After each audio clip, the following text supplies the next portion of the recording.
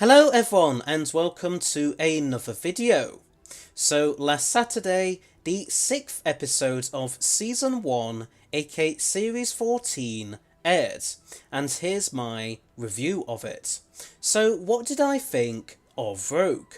Well, I actually really enjoyed it.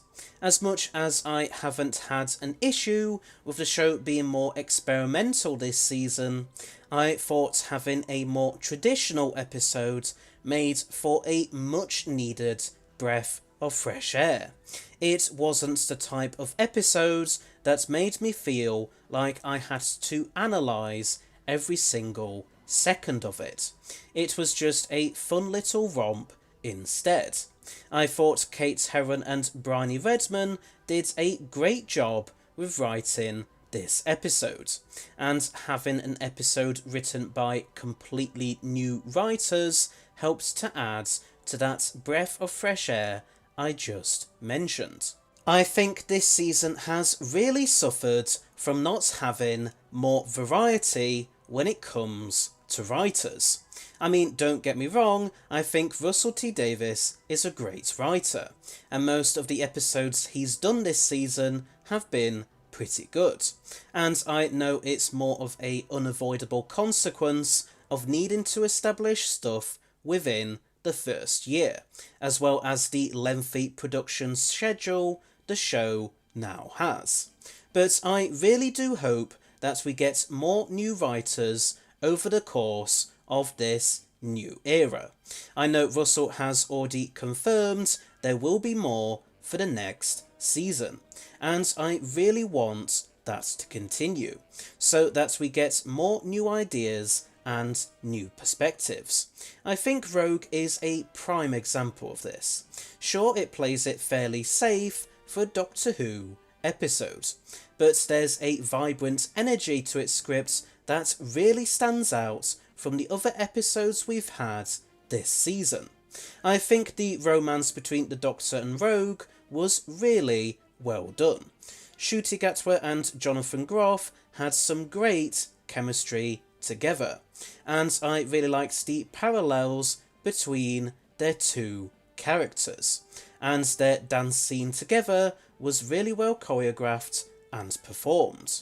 I understand that some fans felt like the romance seemed to develop a bit quickly, but I personally didn't think it was that rushed.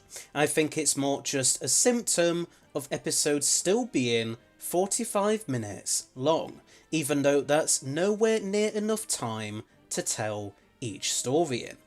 I'm not normally one for the Doctor getting romantically involved with people, but I didn't have an issue with it in this episode. I felt like it made sense for the Doctor to fall in love with Rogue due to them being similar souls, and it's nice to have an episode where the Doctor has an LGBTQ+ relationship during Pride Month.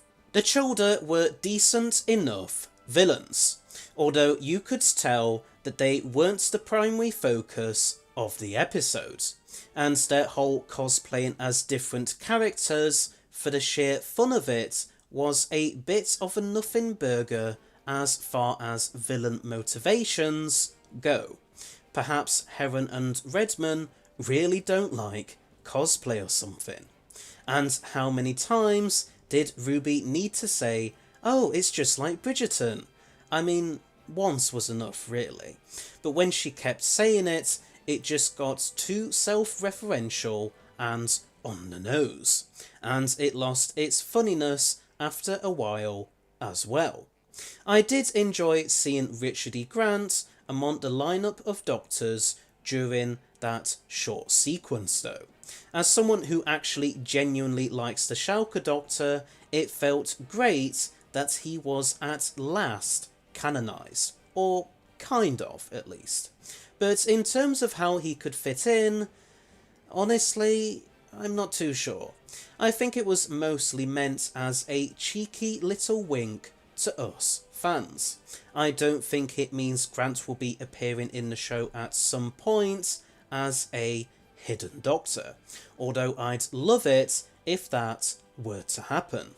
If there is more meaning behind his short cameo though, then I could imagine him being one of the many pre-Hartnell Doctors that the Timeless Child arc hinted at.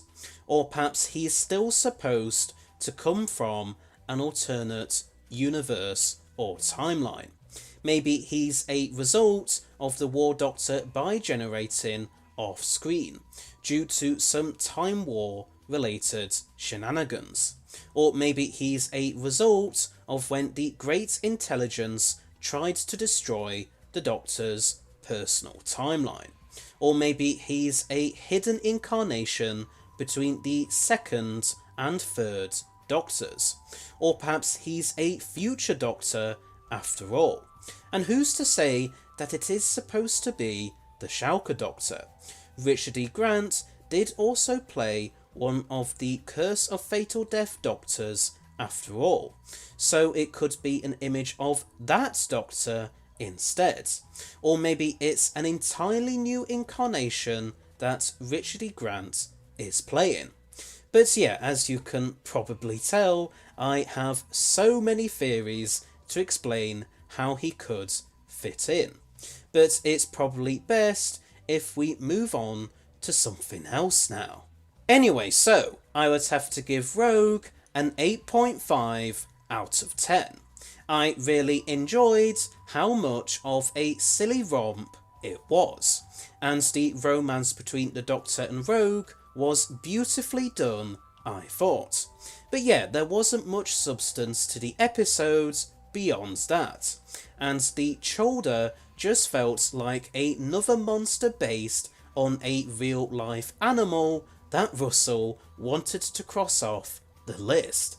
But I would happily rewatch this story over and over, if for no other reason than simply its mad, energetic and chaotic vibes. But that's my review of Rogue.